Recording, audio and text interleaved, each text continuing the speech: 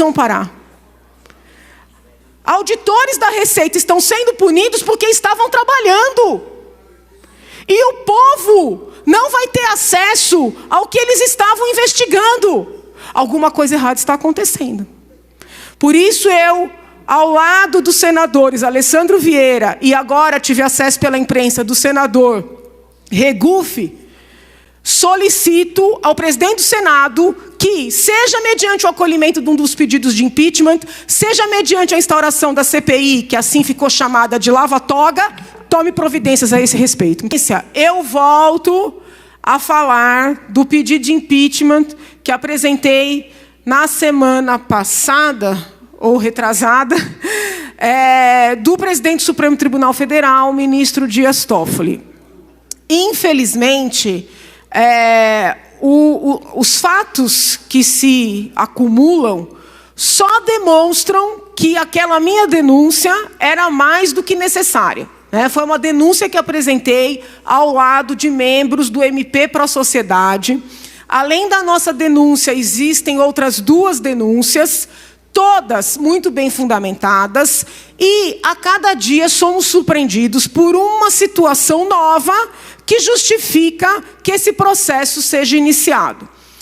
Recentemente, se não me engano, no sábado, no âmbito daquele inquérito sigiloso instaurado pelo ministro Dias Toffoli, auditores da Receita Federal foram afastados, apesar de, na decisão de afastamento, constar que a suposta irregularidade por eles cometida, que seria uma quebra de sigilo ou um vazamento de informações, teria sido praticada sem dolo. Então, na própria decisão em que esses funcionários públicos são afastados, a autoridade judicial indicada pelo ministro Dias Toffoli diz que as pessoas agiram sem dolo. Ora, se esses profissionais agiram sem dolo, como é que podem ser afastados sem nenhum direito de manifestação e defesa? Na decisão consta que esses funcionários foram, inclusive, indiciados. Uma situação bastante preocupante para quem vem acompanhando o processo de depuração do nosso país. Assusta que este afastamento dos funcionários tenha ocorrido no âmbito de um inquérito sigiloso que, num primeiro momento, foi instaurado para apurar as tais fake news, que ninguém sabe quais são, e ameaças e ofensas a membros do Supremo Tribunal Federal, que também ninguém sabe quais são. Então, foi um inquérito instaurado para uma finalidade indefinida, que agora está sendo utilizado para afastar funcionários públicos que estavam fazendo investigações, inclusive relativas a membros do próprio Supremo Tribunal Federal, infelizmente, o seu presidente, ministro Dias Toffoli. Então, é uma situação bastante preocupante. Nesta mesma decisão, além de afastar os auditores da defesa, a autoridade indicada pelo presidente do Supremo Tribunal Federal requer cópia integral da investigação referente aos tais hackers, que invadiram os telefones, as comunicações de várias autoridades no país. Primeiro, há que se perguntar: o Supremo Tribunal Federal é competente para avocar essa investigação? É discutível, bastante discutível. Segundo, há que se perguntar: em sendo competente, tal chamada do inquérito que está na primeira instância poderia ser feita no bojo de um inquérito instaurado sob sigilo para apurar fake news e ameaças? Entendo que não. Então, aquele inquérito que no nascedouro já se mostrava ilegal, absolutamente inconstitucional, a cada dia se reafirma como tal. Mas não é só isso. Quando o ministro que afasta os auditores da Receita diz que eles agiram de maneira irregular, os critica por terem se baseado em matérias jornalísticas para iniciar as suas apurações, muito embora o próprio ministro reconheça que houve critérios objetivos. Porém, e o ministro diz que houve embasamento em matérias jornalísticas e, com isso, diz que essas investigações não teriam fundamento. Entretanto, ao solicitar cópia do material, né, oriundo desse hackeamento, o ministro se baseia em matérias jornalísticas.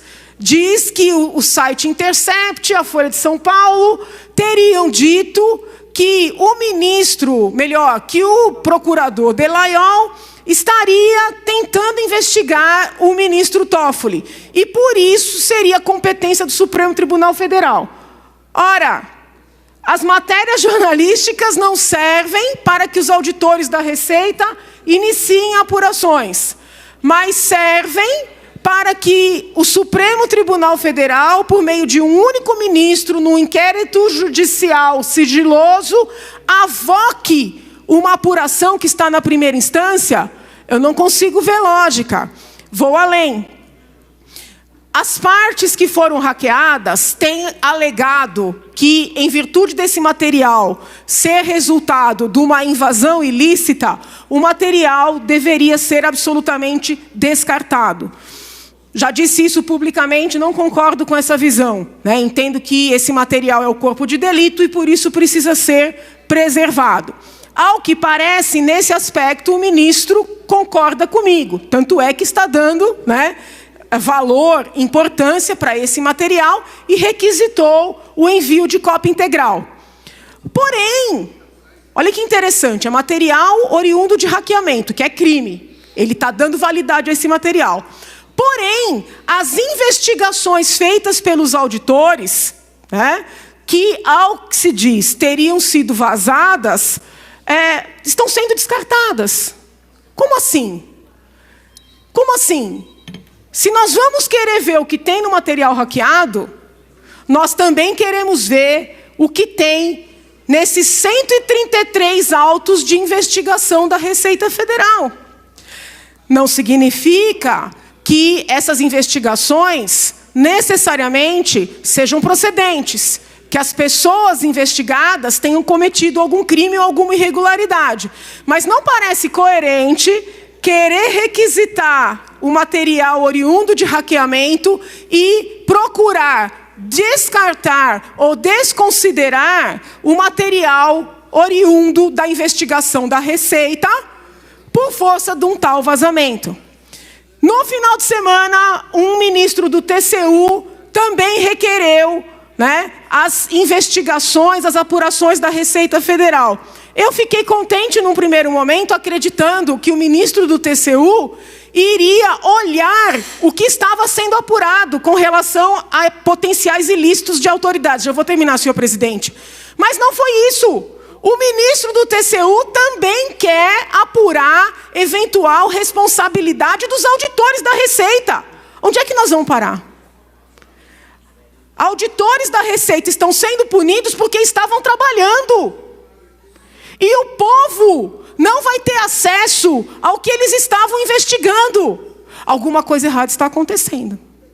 Por isso eu, ao lado dos senadores Alessandro Vieira, e agora tive acesso pela imprensa do senador Regufe, solicito ao presidente do Senado que, seja mediante o acolhimento de um dos pedidos de impeachment, seja mediante a instauração da CPI, que assim ficou chamada de lava-toga, tome providências a esse respeito. Muito obrigada, senhor presidente. Muito obrigada, senhor presidente. Talvez nem use o tempo inteiro.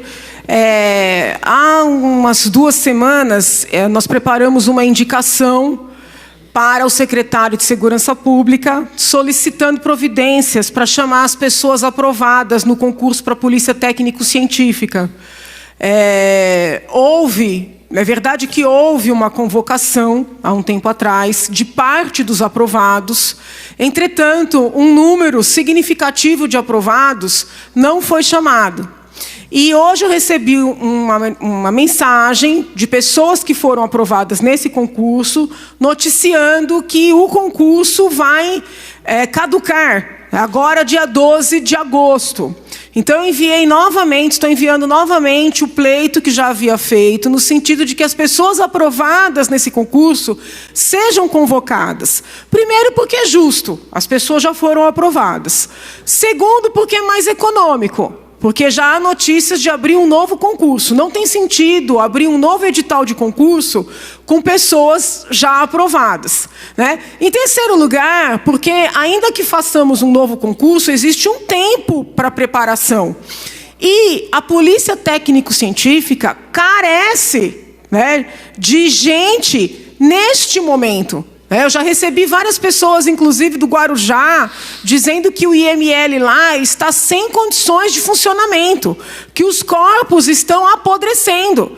Recebi essa notícia de autoridades locais e de munícipes, pessoas dizendo que não aguentaram ficar no velório porque os corpos não são periciados a tempo, têm que ser levados para Santos, não tem veículo para transportar os corpos e não tem perito no Guarujá. E essa situação se repete em várias cidades, né? Mulheres vítimas de crimes sexuais não tendo para quem recorrer para poder fazer a perícia necessária para identificar o autor. Então, neste contexto, é necessário que aqueles candidatos já aprovados sejam imediatamente convocados. Fica aqui o pleito, senhor presidente, de que esta solicitação seja encaminhada para o secretário da Segurança Pública de maneira respeitosa, mas em função da necessidade real dos fatos e também da premência de economizar dinheiro público. Um concurso já foi feito, há aí 40 pessoas para serem chamadas, não tem sentido gastar dinheiro com outro concurso nessas circunstâncias. Fala agora pela liderança do... Mais uma vez aqui na tribuna, senhor presidente, faço as palavras do deputado Conte Lopes, e subo aqui à tribuna, Conte, para falar justamente que eu conheci uma das vítimas da, entre aspas, né, luta armada no país. O presidente postou nas suas redes sociais, Coronel Telhada, o Canhão do Arruda, né, um jogador de futebol que jogava no Santa Cruz, à época ali do regime militar, depois parou de jogar seu futebol, ele era guarda municipal lá em Recife e estava no aeroporto de Guararapes quando a Ação Popular explodiu uma bomba lá, queria matar o então presidente da República naquele período, e o jovem rapaz teve a sua perna decepada, amputada.